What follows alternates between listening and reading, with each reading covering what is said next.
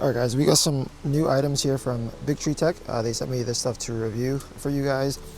So first up, I know this is the Cryo Grip Pro sheet. It's got that blue color to it. They also sent me, now obviously back to this sheet, I heard some people have had some good experiences with it. Some people have had some shitty experiences with it. We'll see what happens.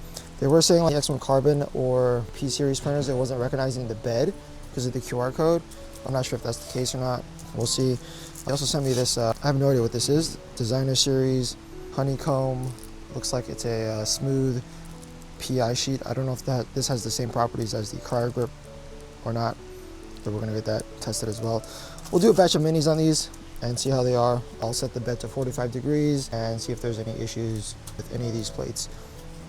Other thing they sent me is this Panda Lux LED upgrade kit for the X and P series printers. Not sure if I'll use this or not. We'll give it a test out, see how it is. And then this just looks like it's a power strip with different out ports. So here we have two USB 2.0, other plugs, USB Type-C. So we'll see what we can do with this. All right, we're also going to be doing some, hopefully fixing this weather stripping on our bay door. Whenever there's rain and it's very windy and rainy, the water kind of pools into this area here. You'll see here that there's all this water damage. So the water kind of seeps in through the weather stripping and just pools into that area. So I bought this weather stripping off of Amazon. I hope you guys can see that. We're gonna install this and see if that fixes the issue, hopefully, because as you can see, I moved this entire rack over here on this side, and we're gonna have boxes on the floor here. So I don't want there to be any water damage coming in with the boxes on the floor over here. And so we're going to be getting some new shelves and getting more P1P printers here. So the idea right here is to get 2 more of these shelves. These are the Wayland 5-tier storage system from Costco. And we're going to put one here and one here. Each one can have 6. So that's 12 printers right there. We're also going to come back over here and remove the boxes from this rack over here and put 9 P1P printers here, and then we're gonna add an additional row right here of an additional 12 printers. So 12, 12, 24 plus 9 is 33 more printers, and we'll see how that goes with this space. That's just because I have 3 electrical outlets here that aren't being used, so I kind of just want to get that in use and start producing some items for the holiday season.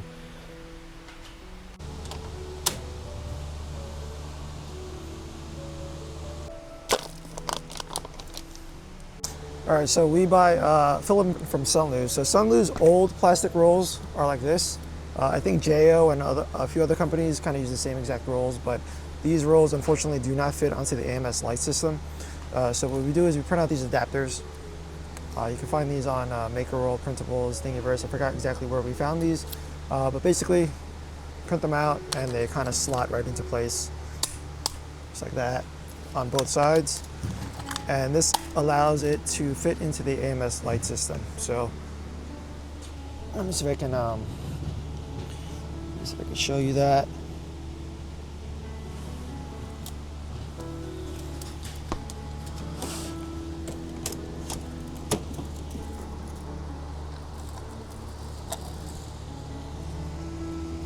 So just like that.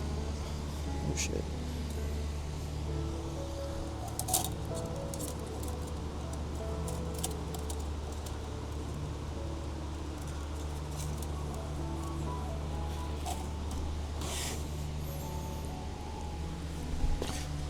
All right, and just like that, you'll see that both of these spools are using the adapters. Basically makes it fit snugly right onto this roller here for the AMS light. And so we have the Cryo Grip Pro sheet here on.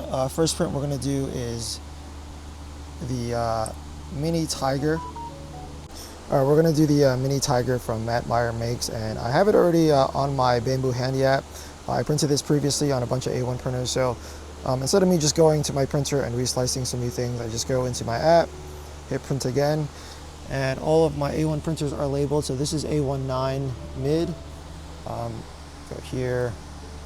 It's a long list right now, but A19 mid, and then these are all the colors. Now I didn't actually select specify the colors here, you'll see that these are all unmatched. So I just do random colors. I just make sure that all 4 colors are selected here. So all 4 different colors, and we're good to go. Start print, and this has the cryo grip settings on here already. So 45 degrees on the build plate, same as the normal cryo grip. We'll see how this. So we'll see how this. We'll see how this bad comes out.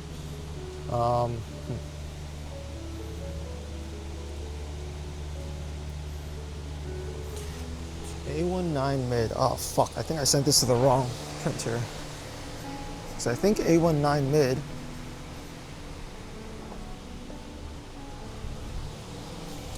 Might be this guy over here. So I have this incorrectly labeled actually. So let me cancel this. Stop. Actually, what I'll do is this A19 used to be on the back rack, so it was not A19 mid. I think that's just a normal A19 printer, so I'll have to edit that. So let's just swap out this build plate actually, since this is already going to be printing, and we'll just put the new build plate on this. We have 4 colors here already in here. It's downloading the file that we just sent, so we should be all good. This is my stack of all of our gold texture PEI sheets. Half of them are from Bamboo Lab, half of them are from ones that I bought from Temu. We are doing a giveaway for these build plates on our community. If you're interested, link is in the bio. But yeah, we're just stockpiling a bunch of these that we no longer need. Okay, so we found the honeycomb and houndstooth patterns for the build plate that Biqu Tech sent me. What's odd is that it doesn't tell me what temperature to print this at. I don't see it anywhere. Well, there's really no description here, and I don't see it in the images anywhere. The only thing that they show me is that there's 2 different types of pattern. So I have the build plate here. This is like the honeycomb pattern. And then on the other side, I guess this is called houndstooth. So you can see the pattern on this. So I'm not going to do any test prints on this just because I'd rather use the cryo grip. I don't really like the smooth PI sheets. Actually, you know what? Since they sent this to me, I'll do a test print on this at for one of our minis. I'm going to try to do this at 45 degrees. Basically the same settings I have for the cryo grip sheet, so we'll see how this works. Hopefully it doesn't, it finishes, but we'll see. All right, we're back at this printer again. I put the designer series honeycomb. We're going to do the honeycomb side first. We're going to do the same test with the Matt Meyer Makes Tiger. I made a note here that this is not the A19 mid, not mid. So here we'll go and just select the regular A19.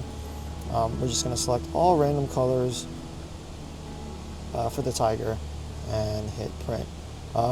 So we'll see, we're going to compare this to the Cryo Grip Pro sheets, see if we notice any difference. I really hope that this will print at 45 degrees because that's what I have for the other Cryo Grip build plates. So we will see, stay tuned. Oh yeah, little duck.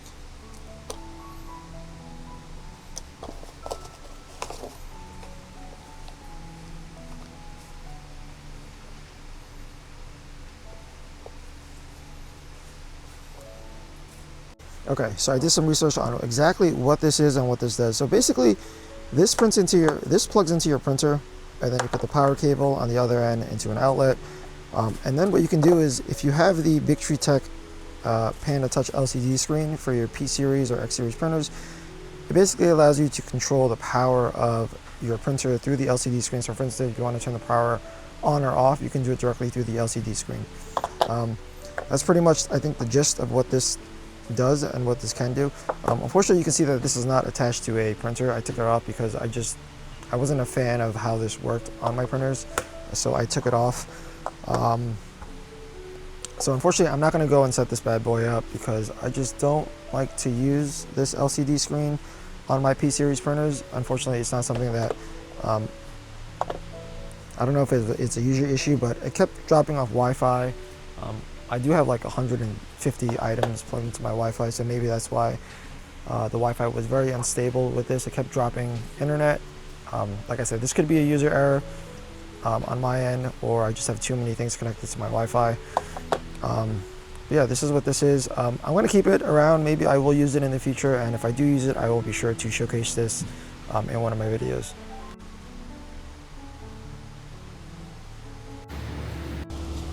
All right, 7% in, and this was an epic fail. I guess you cannot use a 45-degree build plate with these. It's kind of just, it's not even sticking. So I'll probably need to do 60 degrees on the build plate, so I'm gonna do that and reprint this guy.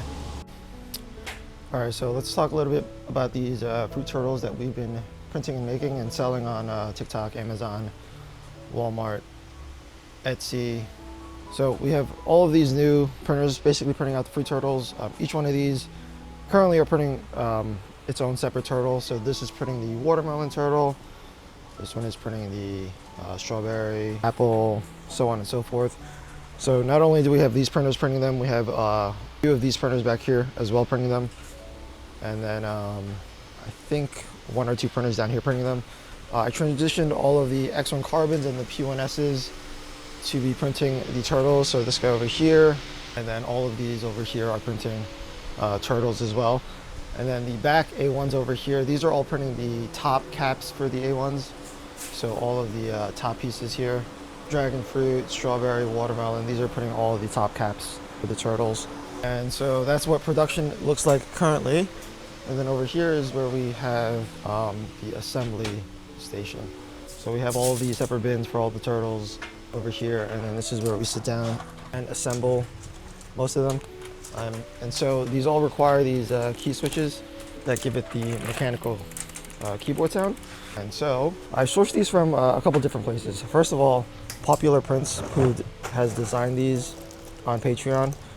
She sells the clickers that already are made for 3D printing. So you'll see that there's the metal pins here are already removed, or they're not manufactured with them on. So you can buy these from her website directly. I don't know if it's a her or him, but you can buy it from their website.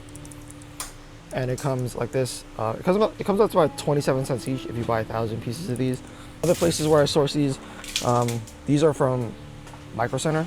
So I went to my local Micro Center on the East Coast. I bought a whole bunch of them. I apologize for anybody who is trying to buy these, but I pretty much bought their entire stock from Micro Center. And then these in these bags, these are from AliExpress. These come out to be a little bit cheaper.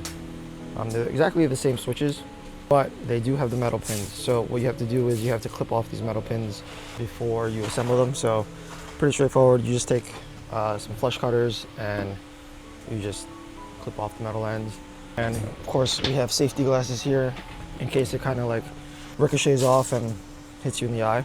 So this is from AliExpress. This is also from AliExpress. This is about, I think, 1,000 pieces. So these are all the same things where you'll see that these are just the switches that needs to be clipped. So it's a very, very manual process. And so once we have them clipped, we have them all into this bin here, and then we kind of just assemble the turtles as needed. All right, so here we're just gonna assemble some turtles.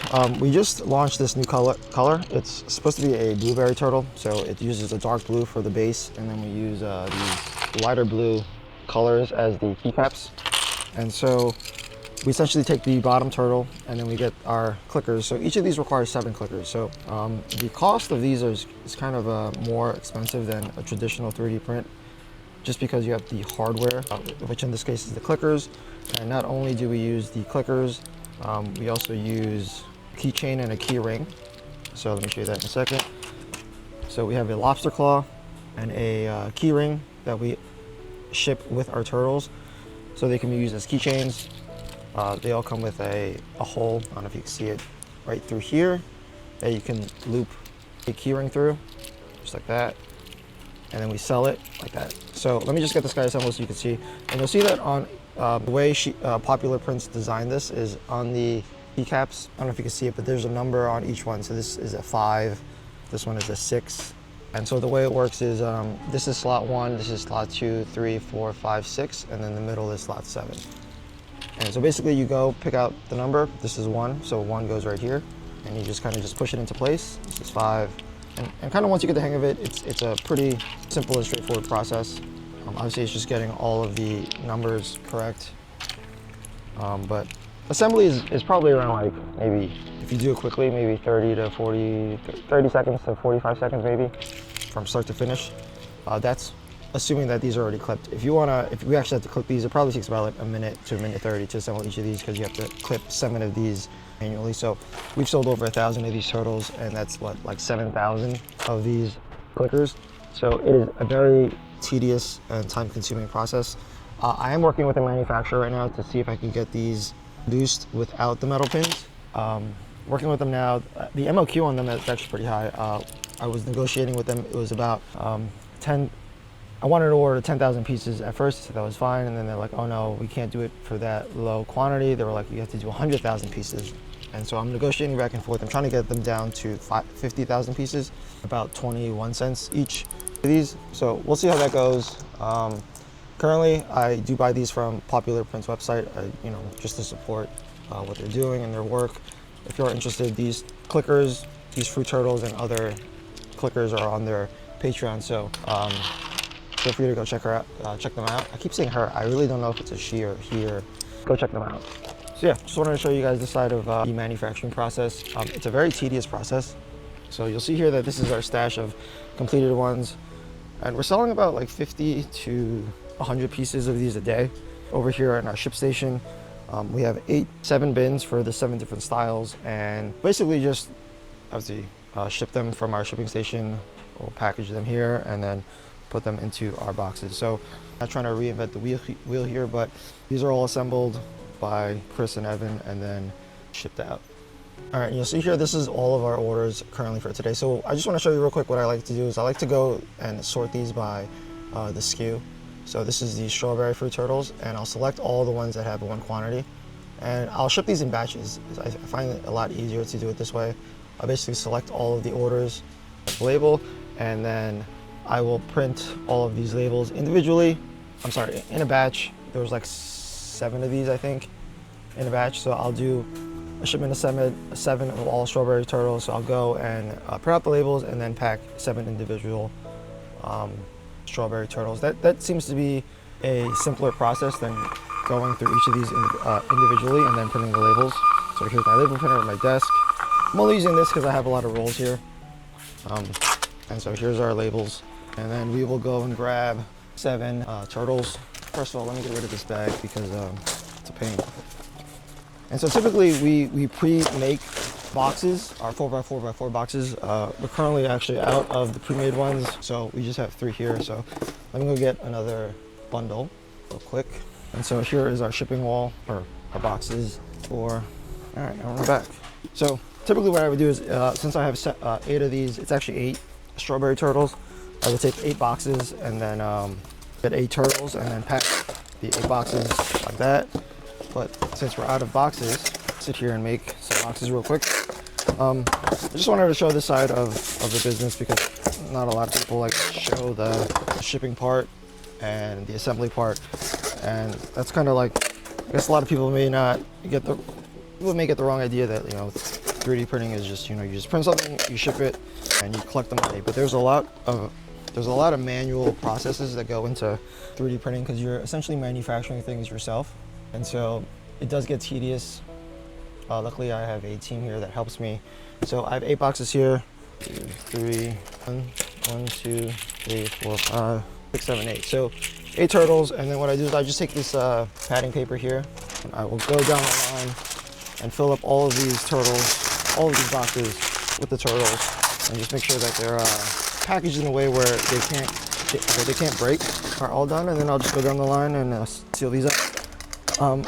If the sales continue to increase or be consistent the way they have been with this product, what I'll probably do is I'll have them pre-package these boxes and just label them what type of turtle is inside each box, so it's kind of pre-packaged. That'll help reduce the time for orders that we only have 1 quantity of. And that's typically what I did last year as well, is I would always pre-package things for individual orders just to save time on this process. When there's downtime or we don't have to ship out any orders, this is a great way to just be a little bit more efficient with your time so that when the orders do come in, you don't have to already have the boxes made and you just basically have to slap on the shipping box, the shipping label. And so yeah, I'm just going to show you guys this quick process of how I do it. Evan obviously does it a little bit different. Everybody has their own. They have shipping things and prepping items, but you know, like I said, it's a very tedious and manual process that a lot of people don't see 3D printing. All right, so that's about done. And we'll just dump this into the bag. Okay, so that was about 8 orders out of like 80 orders. So I'm gonna just get busy helping Evan pack these orders, and then I gotta head out for the day. But yeah, just wanted to show you guys behind the scenes of what we're doing to get these fruit turtles and to keep up the demand of these. By the way, these are all bought from Temu. My wife buys these key rings, lobster claws, all of Temu. We tried to source these off Temu. We just couldn't find the right ones. So my wife bought a bunch of these. But unfortunately, these are like the non-clicky ones. There's so many different mechanical keys, linear, tactile. Yeah, so if you didn't know, now you know. It's not safe. All right, let's just see what else is going on. Oh, hello. I like the face shot. Where's that rainbow one? Yeah, that's annoying. All right, we're making some dragons over here on the P1P printers here. I think what I'm going to do is I'm going to disassemble. These were all print using eight colors, so 2 AMSs per printer. We're not actually printing 8 color prints anymore, so I'm going to probably disassemble some of these and make some of these P1P printers into multicolor prints to produce more turtles. I think that is going to be the play. I actually might use these P1Ss over here because we have the glass mounts, top glass mounts for these. So I think that's what I'm going to do. In terms of plastic, this is what we're looking like. Yeah, plastic here. I do have another, I think, 700 rolls coming in the next 2 weeks, which I think is going to be it for our plastic order for Q4. All this is plastic up here, up here, up here, all over there. So we have a good amount of plastic. I think we still have some plastic in these boxes over here by our humidifier, dehumidifier. Yeah, so there's more plastic here. So yeah, fun stuff. Yeah, I think that's it. I think that's gonna do it for this video. Hope you guys found this video somewhat interesting and insightful. If you guys have any questions or comments, feel free to leave them in the comments below. And I'll see you guys in the next video.